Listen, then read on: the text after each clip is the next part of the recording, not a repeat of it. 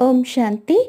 ఋగ్వేదం, యజుర్వేదం, సామవేదం, అథర్వణ వేదం, ఈ భారత భూమిపై 4 వేదాలు చదివి అవపోసన చేసి అర్థం చేసుకునేవారు మహా ఋషులుగా, తపస్వీలుగా ఈ భూమిపై జీవిస్తూ ఉన్నారు.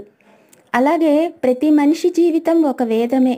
ఎందుకంటే మనలో ప్రేమ అనే పెన్నిది, స్నేహం అనే సన్నిధి, మమతల మనోహరం అయితే ప్రతి మనిషి జీవితం మనుగడ ఒక మానవత్వాన్ని సూచించగలిగితే ఈ భూమిపై ప్రతి మనిషి జీవితం ఒక వేదమే అవుతుంది.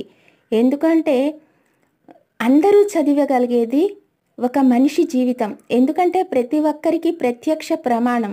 అందుకు ఆ మనిషి జీవితం అనేది ఎంతో అమూల్యతను సంతరించుకుంటే అంత ఈ భూమిపై పచ్చదనంతో విలసిల్లే ప్రకృతిల ఆనందాన్ని చవిచూపగలదు. సాటి మనిషికి మార్గదర్శకాన్ని ఇవ్వగలదు. అటువంటి ప్రతి మనిషి జీవితం ఈ భూమిపై ఒక వేదమే అవుతుంది. ఆ వేదంలో వెలువడే